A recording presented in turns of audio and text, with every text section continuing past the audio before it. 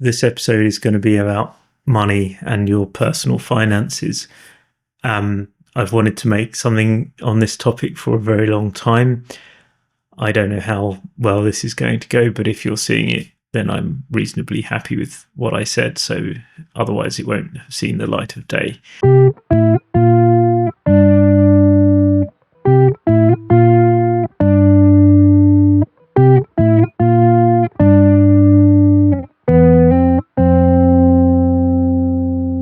I just want to be clear throughout all of this. I will tell you either what I have done or what I wished I had done, or if I were in the environment that exists now, what I would wish to do. I'm not telling you in any way what you should or must do. I don't have any responsibility for your finances and your decisions. And if you make a bad choice, don't blame me. If you listen to this and it turns out great for you, then don't credit me either. I'm going to tell you what I think is true, and what you do from then on is, your choices, your problem, your gain if you win. That's the terms of this video. I'm not a financial advisor. I'm not a fiduciary for you. So tune out if you're not interested. Okay. So when you first get a job, your employer will, in the US or the UK, your employer will ask you what pension contribution you want to make, or what 401k contribution you want to make. And you'll be given a stack of documents. Well, these days you'll be given what would be, if you printed it, a stack of documents inch or so thick that goes through the terms of the savings scheme and the funds that are available and what the employer's match level is, and so on and so forth. And it can seem extremely overwhelming. And in the UK, at least, this was so overwhelming for people that most people were choosing to just disengage from the whole system. And the government decided that they didn't want that to be the case, and so they made the default behaviour that you will contribute to a deferred pension scheme. And I believe you have to pay something like 4% of your salary, and your employer has to match 3%, something like that. So overall, 7% of your headline pay number ends up going into your pension fund, and 4% of that is funded out of what you were nominally paid, and 3% nominally comes from the company. Of course, right, the distinction between taxes that apply to you and taxes that apply to your employer that relate directly to your employment is bogus. If you run a company, as I have in the past, you have to think of that whole 7% number as is in the same bucket of cost of employing this person. So, don't get excited that it's free money or anything. It's being priced in by your employer. But at the same time, if you don't use the scheme that they provide, you will miss that matching amount of money, whatever it is. So that can definitely is meant to encourage you to contribute to the pension scheme, at least at that minimum level, which you are opted into to get the matching. So should you contribute to your pension savings scheme? In general, yes. And in general, you should contribute the amount that gets you the maximum employer's match. In the US and the UK, whether you should put more in is actually a slightly different answer, because in the UK we have a couple of other tax advantaged investment account types known as ISAs. If you're able to use the lifetime ISA, you should probably use that next, after you've got the minimum in your pension to get the matching. And then you should probably use a normal ISA after that. And then you should carefully consider, actually, do you want to put money into the pension scheme, or do you want to put money into a private pension scheme or into just a normal investment account if you have further excess money after that?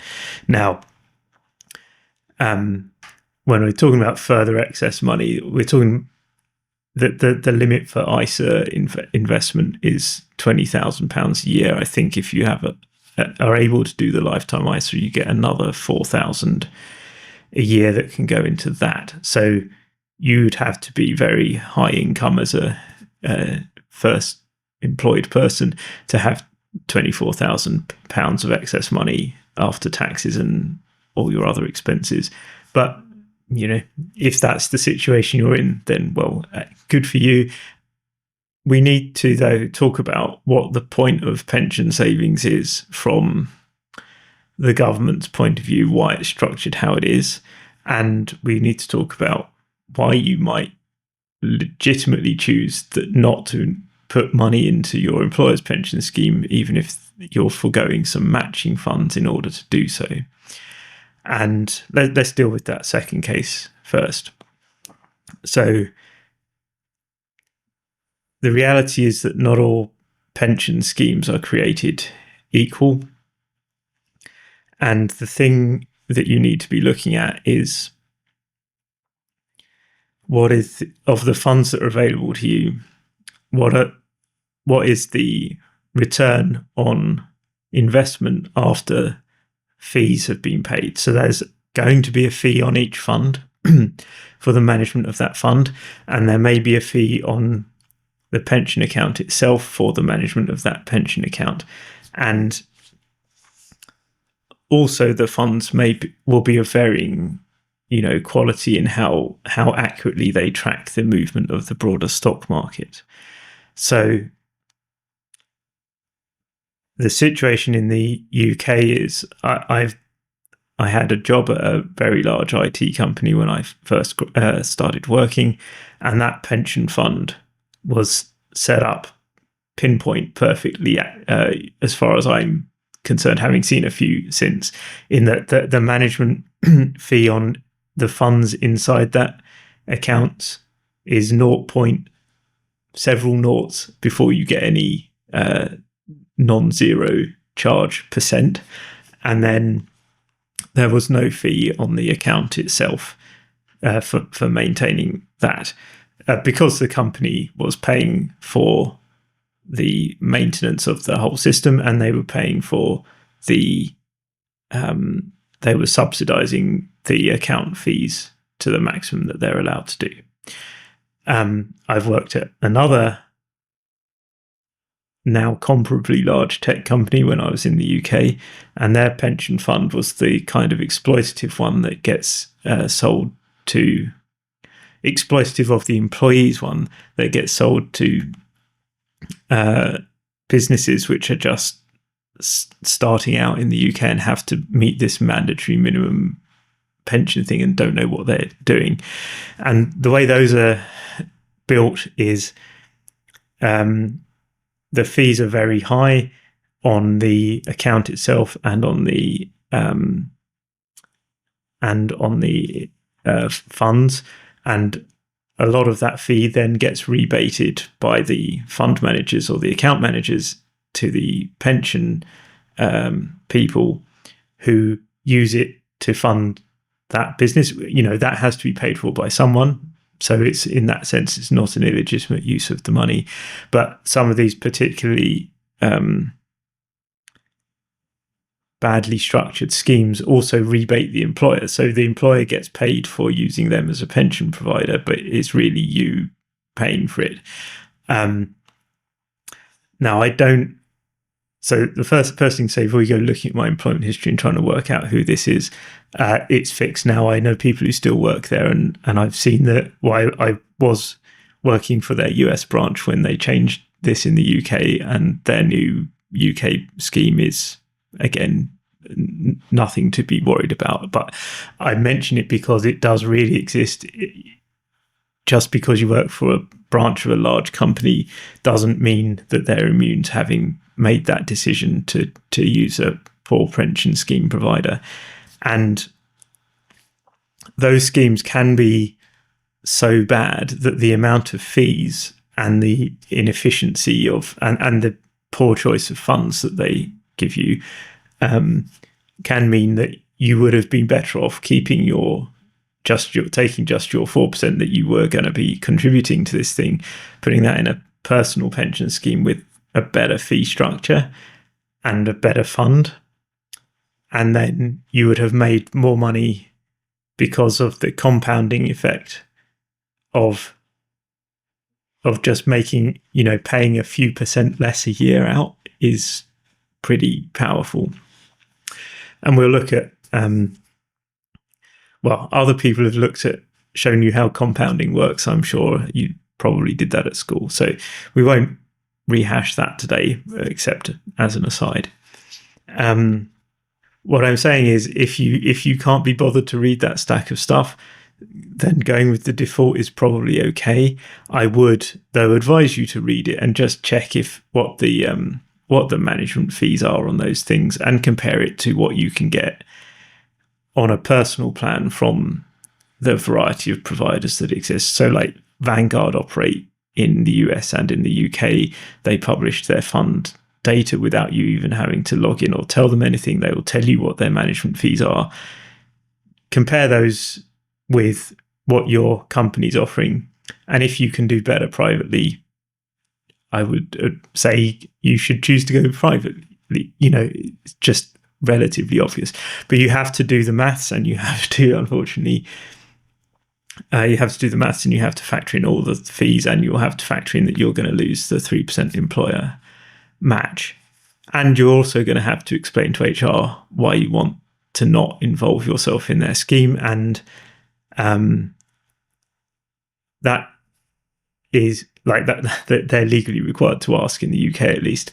And you have to have a good enough explanation. And if you turn up to that meeting with a spreadsheet that says, here's my expected return after 10 years in your scheme because of its excessively high fees, versus even though you're putting 3% more money in, so what? If I put in just my part into a more reasonably fee structured provider, I will have more money. That's why I'm not using your scheme.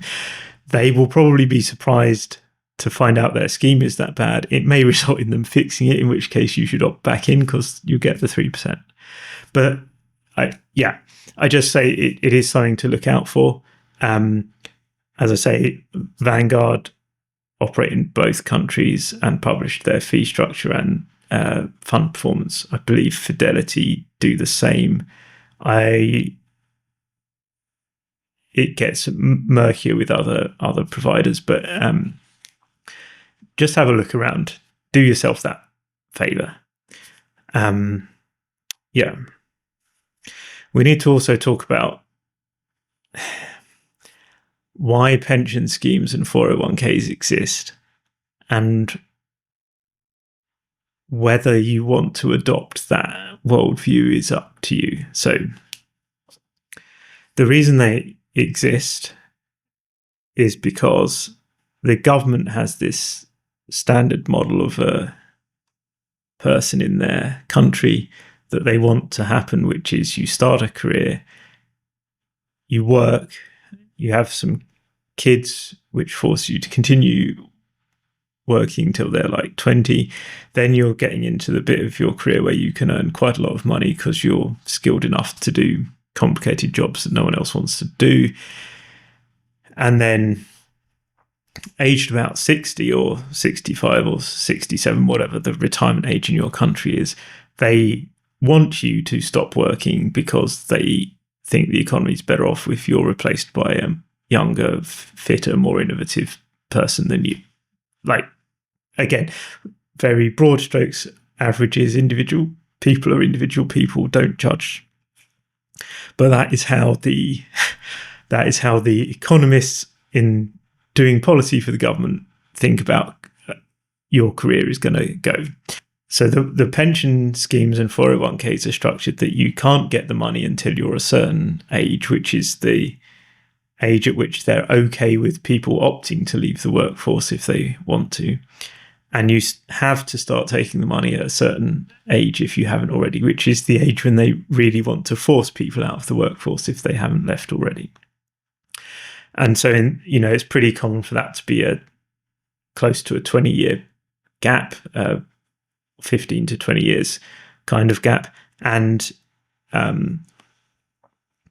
so anyway, that's their model. Now, if you adopt that model as how you're going to live your life, then what's going to happen is when you're young and relatively low earner, you will be paying in a few percent of your salary into these pension schemes, which will slightly impact your quality of life, but not hugely is the hope. And then you'll work continually paying lots and lots of taxes until you're at their official retirement window, at which point you'll cease working and you'll start drawing down those pension funds, reducing them so that they're zero at the point that you die, ideally. Not before then and not after then is the perfect way to play this game.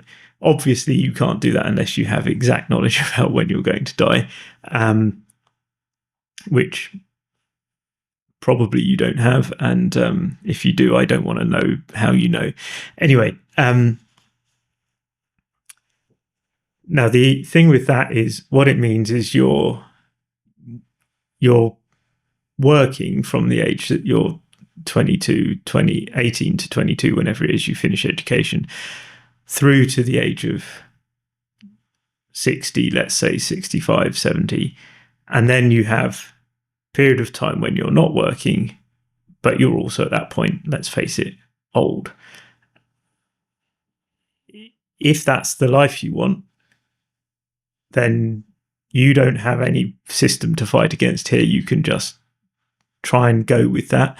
But even if that's the life you want, you do need to try and make sure that at the point you get ejected from the workforce, you do have enough money in your pension funds to fund the kind of life you want to have. And I will show you how to try and model for that and what you can do. The other side, though, like the other choice you could make is to say, I do not want to work all of that time and then be an old person living off my savings, because the things that I like to do, I can't do when I'm an old person, or potentially I can't do when I'm an old person. Therefore, I want to be able to retire before that retirement window opens up in the government's mind. And if you want to do that, it's, in a sense, it's much more difficult, but their maths of checking whether you can do it is actually exactly the same. And so I'll show you how to do that as well as a side effect of what I'm doing now. And finally, on this, like how it works thing, I do think it's important that even if you're planning to retire at the normal age and not try to retire early or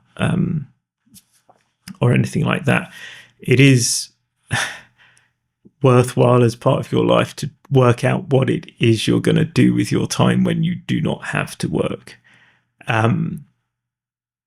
Because otherwise you'll get there and there's nothing. And that's pretty depressing. It's really hard when you've been working for 50 years to work out what a new life for yourself looks like now that you don't have to work. I've seen people try it, some with more success than others, but it's a problem I would choose not to have if you're able to work out before then what it is you're going to do.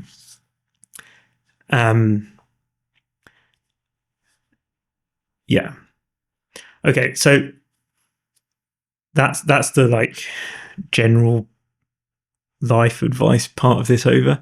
Now we're going to look at specifically how to financial model retire, or how I would financially model how I did financially model my retirement planning, and I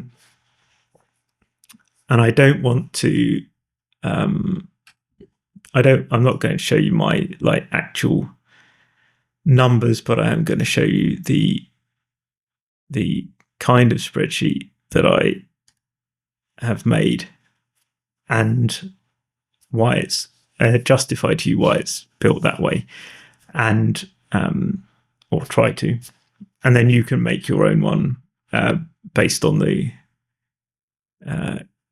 your own circumstances and decide what you're going to do. So in fact, I have made this in advance, but I'm going to delete it and then make it live for you, or recorded live for you here today. You do not have to do any of this retirement planning stuff, I guess.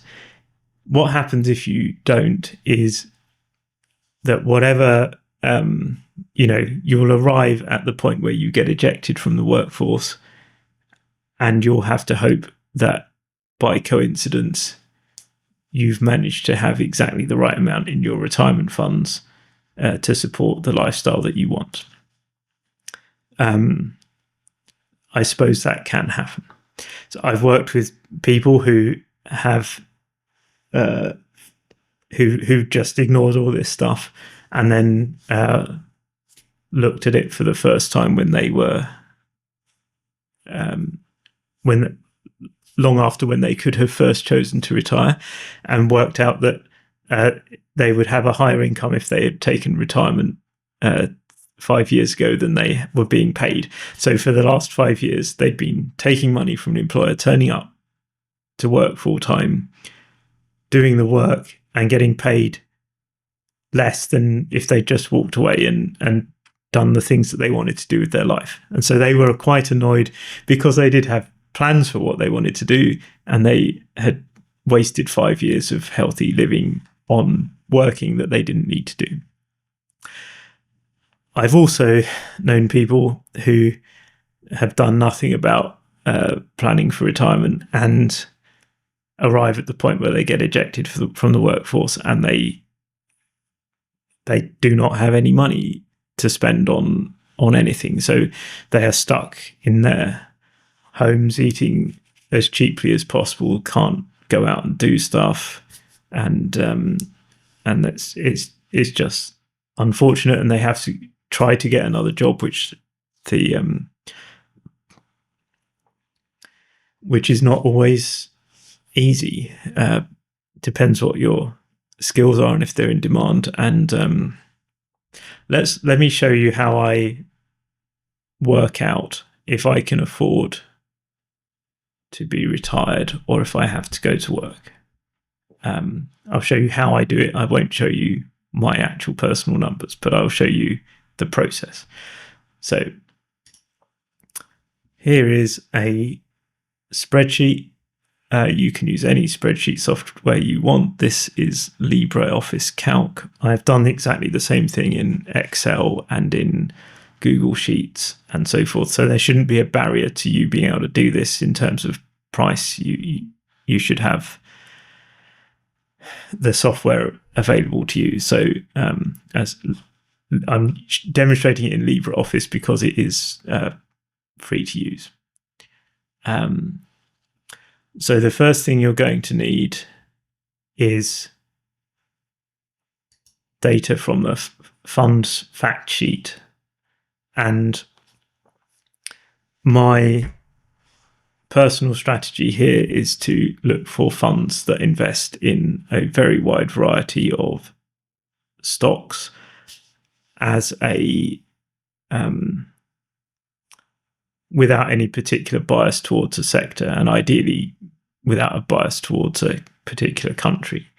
So the intent of my strategy is that I will own a really tiny, maybe it's a trillionth amount of everything in the world's economy, every business. And so my holdings will fluctuate up and down as the world's economy overall fluctuates up and down. But I do not have the concentration risk of having all my money in one business, because if you do that, one business that could go bankrupt. It could be revealed that its books are fraudulent and you've lost everything. If you own tiny amount of everything, then one business going wrong in that way doesn't particularly change your position.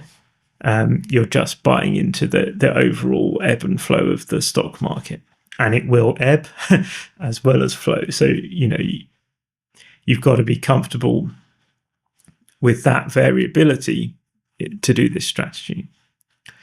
And we should also talk about what I will call provider risk. So if I were to, this is just one fund. Personally, I do not put all of my money into one fund that tracks global stocks, because although that is secure against one of those other businesses being fraudulent or going bankrupt, it does mean that if the fund manager is defrauding me or goes bankrupt, I'm still in a certain amount of trouble. So I like to spread money across multiple providers, which does tend to cost more in fees than if you don't do that. But I feel more comfortable doing it. So this is my personal level of risk tolerance. You should think about what risks and what variability you're okay with yourself, because you're going to have to live with whatever decision you make. Anyway, for the sake of this, we're just going to pick one fund, though. I've picked a fund, I believe this was from a Vanguard fund, and it lists the capital return by net asset value. And in Vanguard's case, they report this after they have taken their management fees. So whatever management fee they take is reducing this number. And so this is already factored that into account. If your chosen fund provider doesn't do that, they report return gross, and then you have a separate management fee percentage, you're going to need to include that management fee in the later calculations. And I'll try to remember to show you where that would go if we had to deal with it. So Vanguard also reports separately their income return, and it is, you can view a different Vanguard page for essentially the same fund where these are combined. I will talk about why I prefer the separated one. Well, the reason I prefer the separated one is the income return is the dividends and interest payments from the asset pool, and they can never be negative. You could get zero dividends from every company in the whole thing. That would be weird, but fine. But they can't take money off you by that mechanism. Whereas the capital return, we can see, has been negative a couple of years, and certainly can be negative. That the overall value of the world's economy can decline as well as going up. And so that's why I like these to be separate, because I don't want, that the maths actually can be made to work okay with them combined. But I prefer, for accuracy of modeling purposes, I prefer these to be separate to each other. Now, these are almost always reported as a low, a percentage change, which puts them, around zero. Between like -25 +25 is typical for return. and between like 0 and 10% is typical for income. That's fine, but for our purposes, we don't want to know. It's more convenient to not have to add on 14%, but just to have what we multiply the our capital pool by to get the new capital number. So over here, I have my derived calculations, and the first one is just 100. Add 100% to this column, and then the second column is just a straight copy of that, because I don't. Basically, I'm adding 100% here because if I multiply my capital pool by this number, I will now get my new capital pool.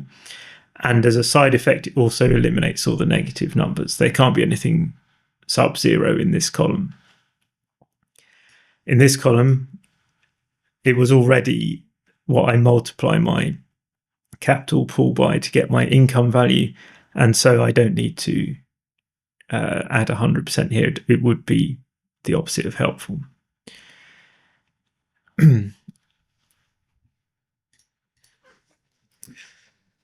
Now, for our convenience, we don't want to deal with all of these numbers. We want to reduce the fund's performance down to some more, simpler parameters that describe its performance.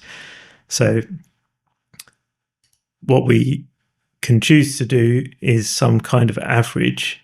Now, if you're when you're making this kind of spreadsheet yourself, for these columns type of data, the appropriate average to use is the geo mean, and I'll show you why.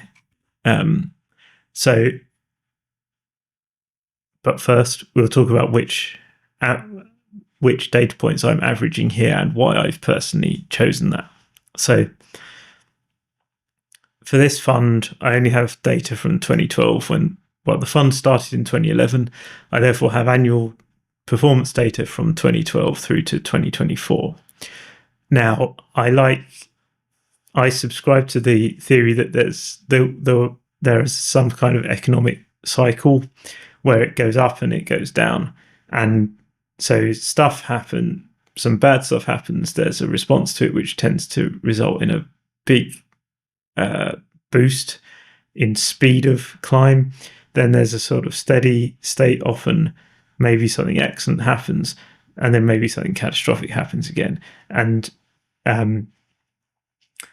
what I like to do when I'm trying to pick what years I'm averaging, I like to try and start and end on a year that feels basically the same kind of year as the other.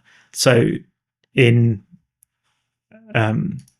2012 and 2013, my feeling, having lived through them, was that those were kind of up years, bouncing back from the financial crash caused by the US housing market and the securitization of that and various kinds of fraud. That stimulus in those years is contributory, I think, to why these numbers are a bit juiced. Then 2014-15 felt fairly normal and pretty much the same as 2024. And so that is a range of time that I'm happy to say that these are about the same point in that kind of macro cycle that it appears to exist. So inside that period, we had obviously COVID in 2020, the stimulus response to COVID in 2021, the effect of the inflationary response to the stimulus in 22-23, and by 2024, things seem to me to be getting back to some kind of normality again. Now, if I had data for 2025 and the current market chaos that's been caused by tariffs in the US, I might feel more comfortable adding in 2012, 2013, because there will be some kind of fiscal and economic response to this catastrophe that's been inflicted on the US by its president.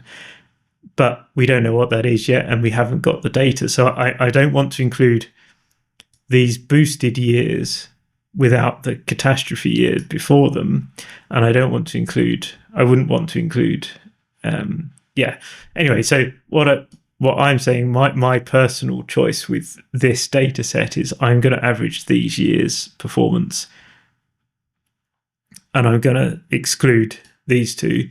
And obviously the data would look better if you had these two very good years in,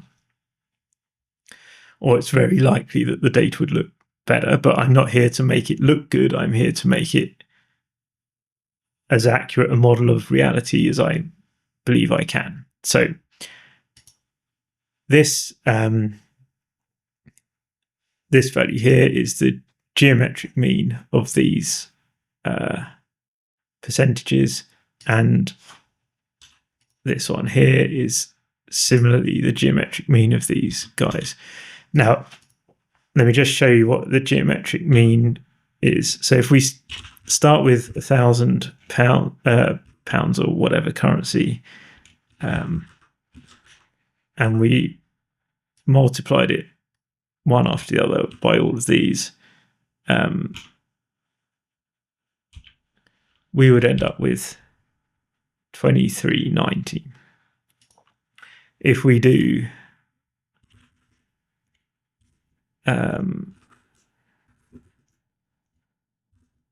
the same thing, start with £1,000, multiply it by the geo mean 11 times, we end up with 2390. If we had chosen the normal average, I'll just show you what that would have done.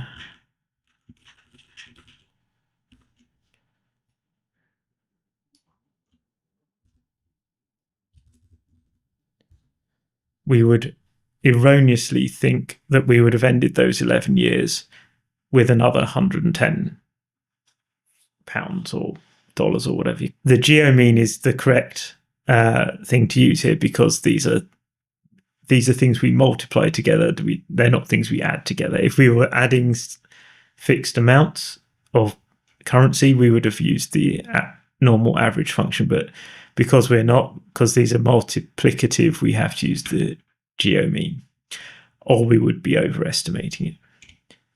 And I will come back and explain what these bits are for in a moment. So we're going to use these two values as the basis for the profit side of a basic financial model. But the other another piece of information we need to know is what's the value of money as it's changed over time. And so, great. Sorry, this is just a bad color. There we go. So, because I'm currently based in the UK, I've got UK consumer price inflation data together.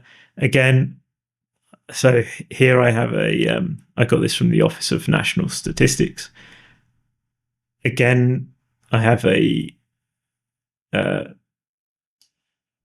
multiple years, and I'm trying to pick what I think is a reasonable span of years to use. But my recollection of how it felt in 1998, generally speaking, and how it felt in 2024, generally speaking, felt pretty similar in terms of the economic situation.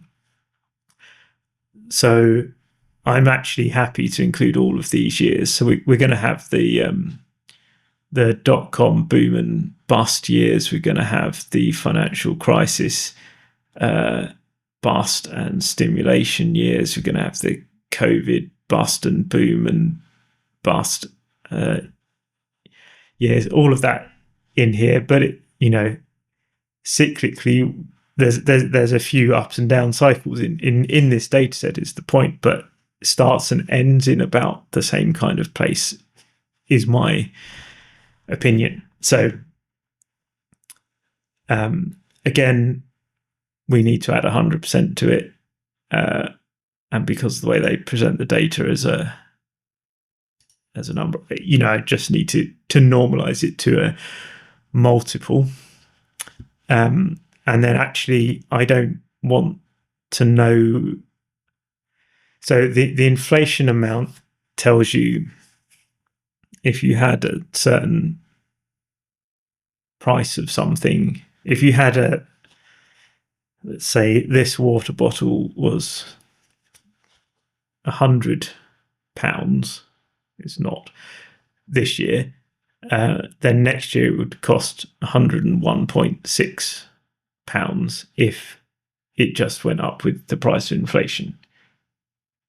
But what we want to know for the purpose of modelling, can we afford to retire, is how much less is our money worth rather than how much more are the goods going to cost. It is just easier to think about all the prices in current day money rather than in future money, because you don't have an intuition for what money in the future is worth, and you do have an intuition probably for what money right now is worth. So we'll take the multiplier and just invert it, take its reciprocal, and that gives us a deflator, which is, this is saying if we started with £100 and we thought about what we could buy with it now, if we wait a year, what can we buy with that same £100 of face value money is what would cost us £98.43 if we were to do it now, do it in a year's time, sorry. So, and again, we're going to geo-mean those guys to get the sort of over the last 25 years, what's the most, if you're going to use a single value, what's the single value that most describes what inflation has been? And we see we're getting 2.43%, and this is actually the reciprocal of that. But overall, it means that the authorities in the UK have done a pretty good job of hitting their between 2 and 3% target. That's good for them. Let's also just for fun, we will check that our geo-meaning is accurate.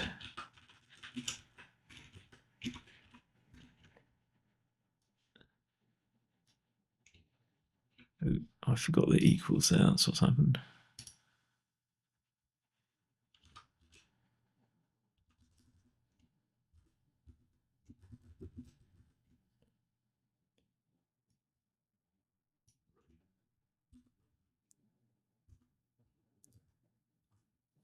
So if you had £1,000 in 1998, you shoved it in a wallet and forgot about it. In 2024, you'd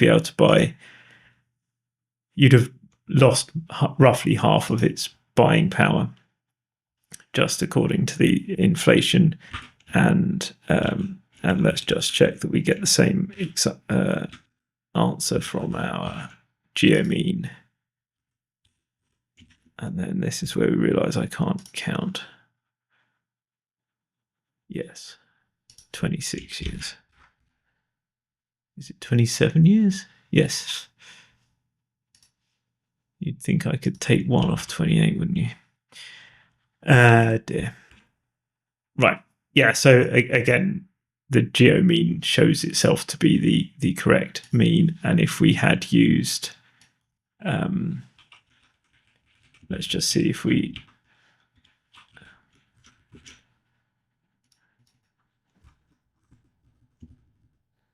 put the more familiar, perhaps. I can't type and talk and think at the same time.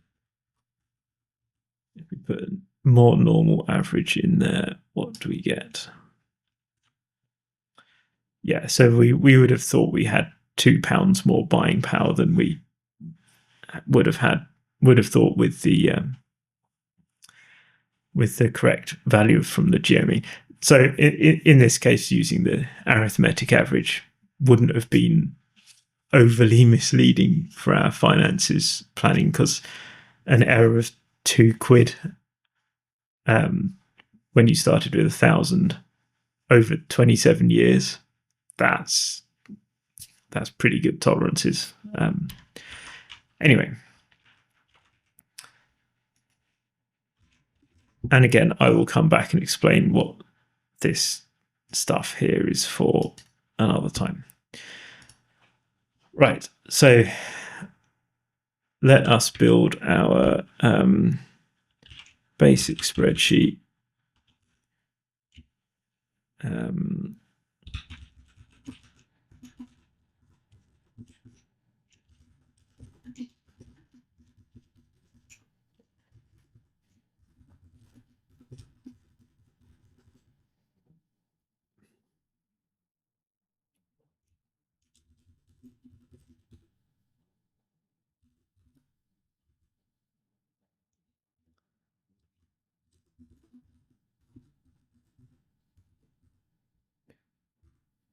And right, so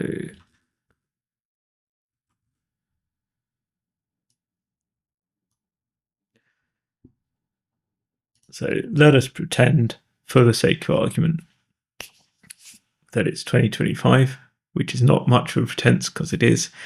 And let us pretend that you have that our hypothetical person who we're considering has a pool of assets of 750,000, whatever currency it is, and this is across all of the possible accounts that they might have. So a normal investment account, NISA if they're in the UK, lifetime ISA if they're in the UK, pension fund if they're in the UK, personal pension if they're in the UK, 401k if you're in the US, IRA if you're in the US, etc., etc., etc. So we know that our income from those assets is going to be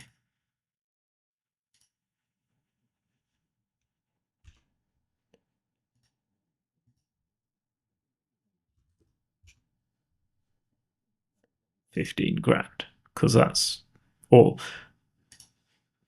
on average, that's our expected income from that set of assets.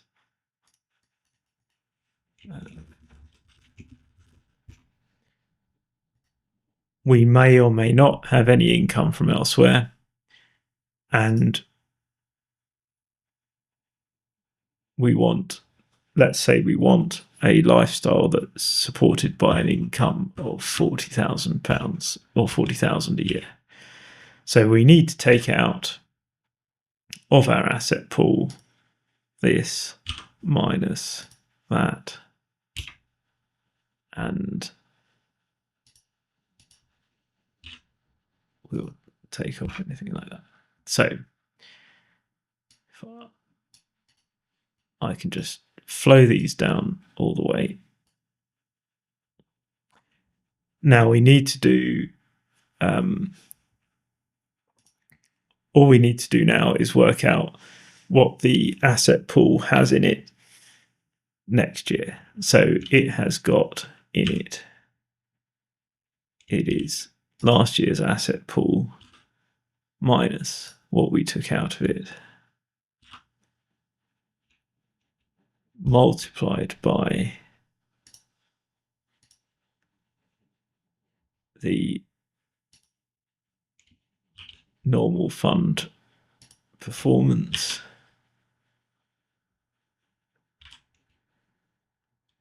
and multiplied by the average deflator, so that we're still looking at it in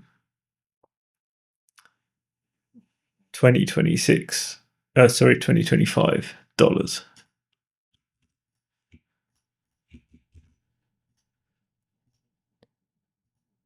or pounds or whatever currency we're using. So if I flow that all the way down there, we find that, let me just change all of these to be currency. There we go. We find that with this pool of assets and no other income, you can take the income that it pays without, and then take out the income, the rest of the money you need from the asset pool capital, and the pool size still goes up. So what that means is this pool of money is easily enough, if the tenets of this basic model hold true, which they won't, but just as a way of showing you a very basic model, I just wanted to show you this is a starting point for, is it even worth checking the more complicated modeling for whether you can afford to retire. So if you're sat there in 2025 with 750 grand and you can get this kind of return and you want this kind of lifestyle, can you afford to retire? Maybe. We will look at the more correct model in a moment to show you how you can calculate whether you can, but it's certainly worth looking. As a general rule, if this basic model says it doesn't work, it really doesn't work. If this basic model says it works, it might work, and I'll show you the more complicated model in a moment. But for now, let's stick on this simple model, and let's just say we've got a smaller asset pool, only 500,000. So now, as you can see, the pool is shrinking each year, and it doesn't take a great deal of imagination to, so if I highlight that and pull it out a bit more, if we live past 2060, this hypothetical person runs out of money, which is obviously generally considered a bad thing. But we haven't used this income from elsewhere section yet.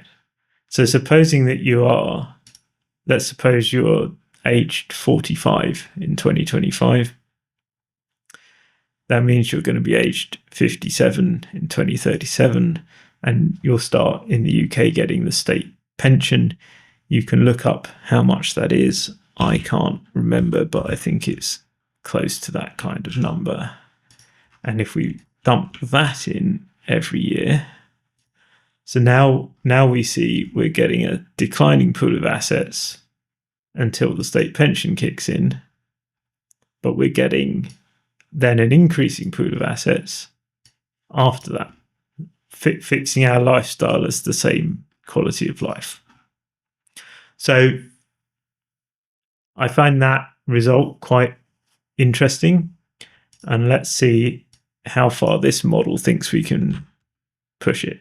So 400,000, can't do it. 450 might be okay. 460 might be okay. I mean, again, you have to factor in your life expectancy here, which is never pleasant. So what you see with this model, and it is definitely it's a flaw with any simple model like this that's based on just projecting a single averaged return, is we have this value of at some point there's a knife edge where it switches from declining. So this is still declining at 470. And then at 480, it's increasing. So any simple model always has this critical point where you go from having not enough money and it will tail off to zero, or you have now enough money and it goes off into infinity. And I guess reality probably is somewhat like that, but to think that you could know exactly what that number is naivety. And that's where we get into more complicated models of retirement, and I'm about to try and make that live for you. So wish me luck. So let's make a duplicate of that and call it complex model. Why not? So what we're going to do here is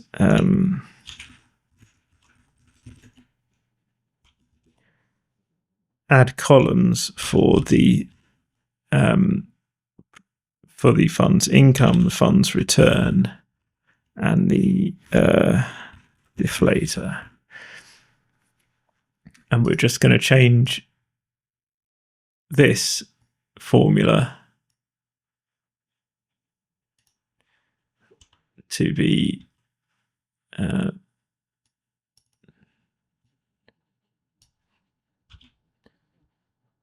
use, no, not that one, sorry, to use those values, and we'll change this formula to use that value. And now we need to work out what we're going to put in these columns. And the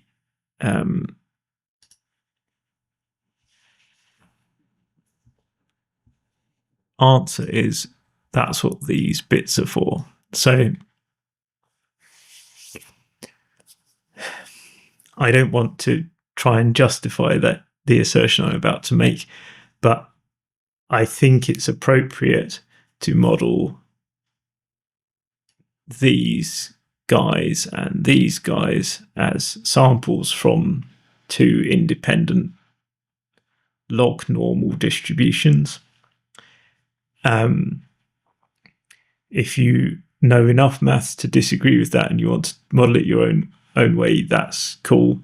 And I'd be interested to hear your reasoning. But I'm just going to show you how to. Please, let's take it as read for now that that's the right thing to do. If you think it's wrong, then yeah, stick it in the comments below. And because I'd be very interested if you have a good rationale for why it should be something else. And to do that, what we need to do is take the natural log of all of these, which is what this column is, and we need to take the natural log of all of these, which is what this column is here. And once we've got those, we'll take the arithmetic mean, which is now okay to do because these are logs, which has changed them from being multiplicative to additive. And we'll take the sample standard deviation. And what that means we can do, and I'll show it in this sheet, we can use the login function, and then that takes three parameters, which are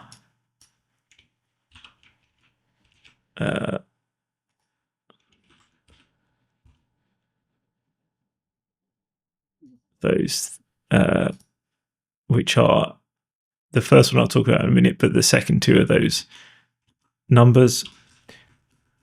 And if we use 0.5, which is so the first number is where in this distribution are you wanting the value for, and 0.5 means the median point of this distribution. And so as a sanity check,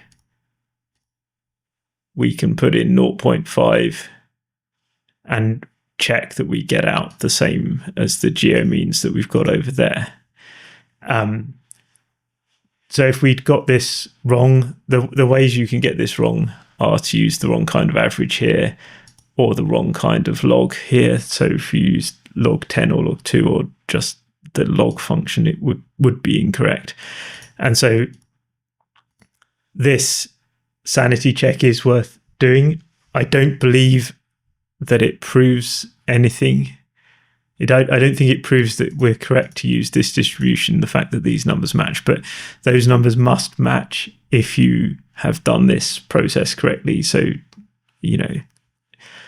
worth doing as a sanity check.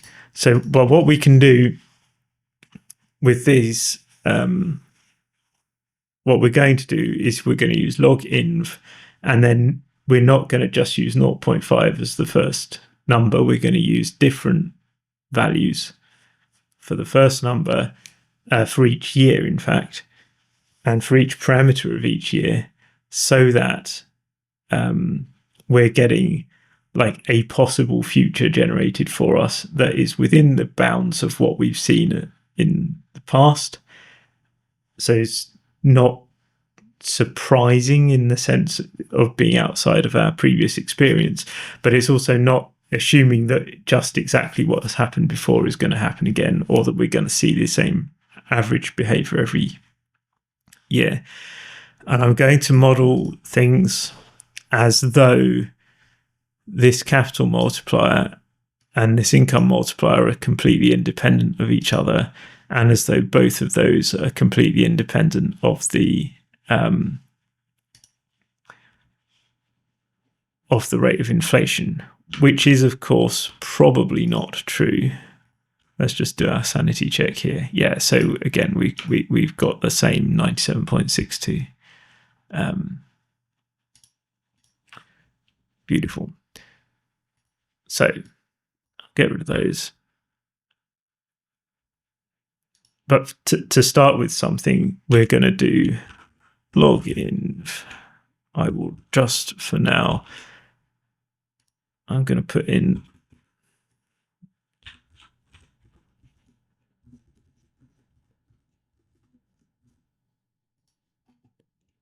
just fill this with 0.5s, and then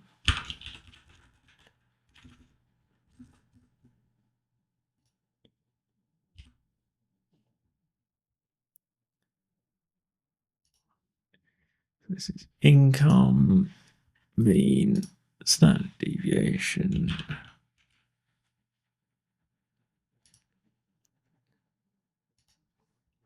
We need some dollars on these guys.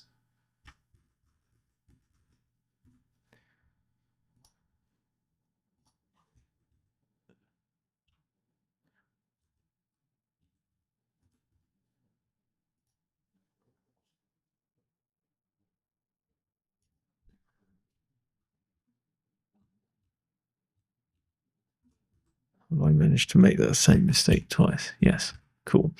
And we'll display all of these as percents because that's going to make more sense. Right.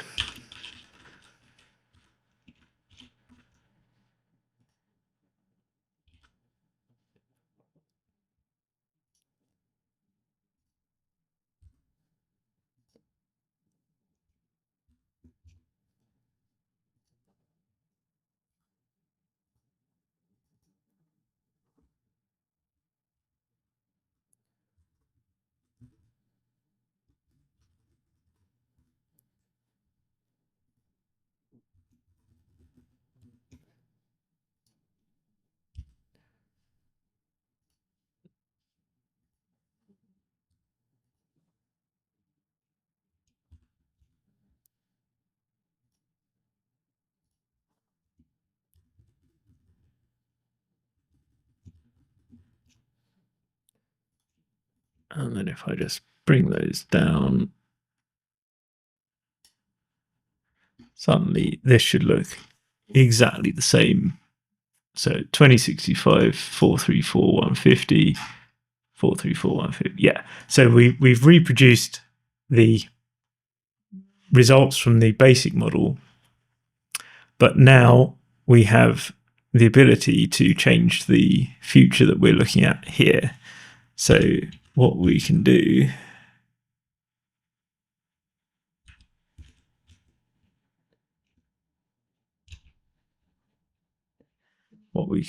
is say we want 42 rows, 3 columns, 0, 1, false.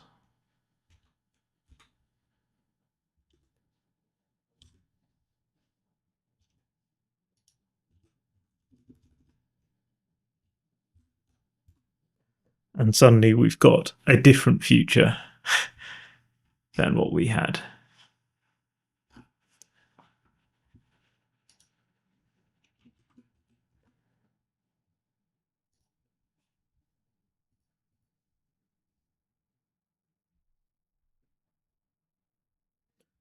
Now, what's going to happen is as we change anything in the sheet, it will recalculate those random values. So here we found a case where with this set of random values, which are, fairly chosen, I haven't rigged anything.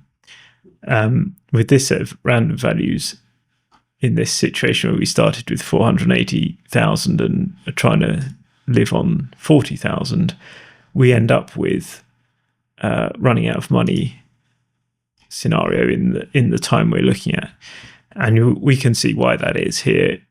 In the first year, the market performance was negative 6% or so, which has been a big reduction in our pool, given we also took 27,000 out of it, which meant we could then get less income in future years, which means we need to draw down more, and we just never get back up above that 480. The pool never rebuilds. Now, if we are not expecting to live past this point, we might decide that's an acceptable risk. But let's simulate some more scenarios. So in this one, we end up with more money than we need. And in this one, we're bankrupt. And in this one, we are maybe okay. And again, bankrupt. So the way I use this kind of complicated model is not to say you can't look at this and say, well, you could. I would say don't look at one of these complex models predictions and say, because that's okay, I'm going to be okay. I would say you should generate a few hundred and be happy with the sort of amount where you're okay versus not okay. So my personal risk tolerance is I want it to be okay better than 199 out of 200 times. If that's what I see, then I'm happy. Your risk tolerance may be higher, it may be lower, but this is just a way to explore the future that's a bit more realistic, in that it acknowledges that the future is not set in one shape and is not just going to be the same thing year over year over year over year. You can't behave as though the fund returns and the inflation are in fact at their long-term average exactly year over year. It does matter what order those events happen in, because if we tweak this a bit more, like in this case, we had a small positive return but massive inflation. Is that what 2025 is going to look like? Probably is for a lot of us. And here we start with relatively low inflation and high returns for a few years, and the money just goes up and up and up. Also could happen, completely not surprising given what's happened in the past, but I think it serves to illustrate my point that this basic model is a all right place to start for, is there a chance that this works? But you really do need to look at more than one possible future and ideally several hundred plausible possible futures to decide if you think it's going to be something you'll bet your life on. Anyway, that's how I view retirement modeling. I'm happy to do another episode on this or related topics if there's demand for it. So let me know if that's what you want to see. And I wish you all good fortune. Cheerio.